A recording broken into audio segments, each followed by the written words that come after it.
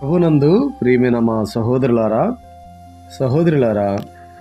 జనవరి 9వ తారీఖున దైవ మర్మములు అను పుస్తకములో నుండి దేవుని రాజ్యము భోజనమును పానమును కాదు గాని నీతియు సమాధానమును పరిశుద్ధాత్మయందలి ఆనందమునై ఉన్నది.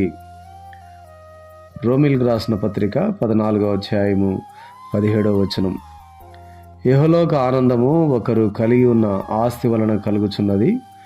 తాము కోరినదెల్లా తమకు లభించినచో సంతోషించగలమని మనుషులు తలంచుదురు.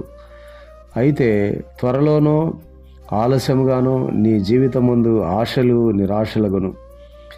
నిరీక్షించినవి దొరకకపోవచ్చును. ఏవేవి నీకు సంతోషమునివ్వగలవని నీవు తలంచితివో వాటన్నిటి యొక్క ఖాళీతనము అంతమున రుజువు చేయబడును.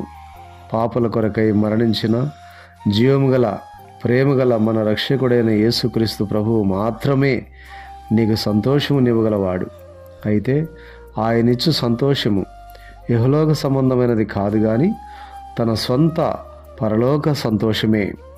మనలో నివసించుటకై వచ్చిన పరిశుద్ధాత్మ దేవుని వరమగు నీతిని మనలో ధారాళముగా పనిచేయనీచును.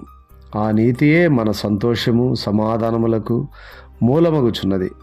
దేవుని ఎదుటను మానవుల ఎదుటను నీతిమంతులుగా కావాలనని ఎన్నో ప్రయాసలు పడెదరు.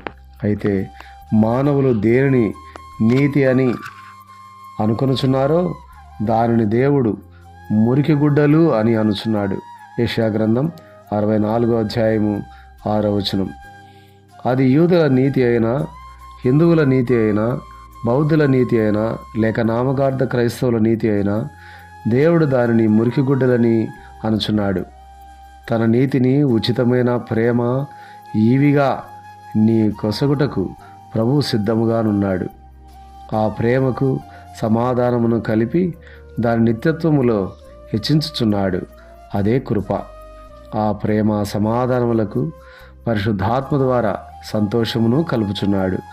దేవుని పరిశుద్ధాత్మను నీలోనికి రానిచ్చి పని చేయనిచ్చినచో దేవుని సొంత నీతితో నీవు నీతిమంతుడవగదువు. తత్ఫలితముగా దేవుని సంతోషముతో నీవు గంతులు వేయగలవు. దేవుని దృష్టిలో నీవు నీతిమంతుడవను నిశ్చయిత నీ హృదయములోనున్న ఆత్మ కలిగించడం ద్వారా నీవు దినదినమునకు ఆయన యందు అధిక ఐశ్వర్యవంతునిగాను పవిత్రునిగాను బలవంతునిగాను కాగలుటకు నీవు చూచెదవు. దేవుడు మనందరికీ సహాయం చేయనుగాక. ఆమెన్.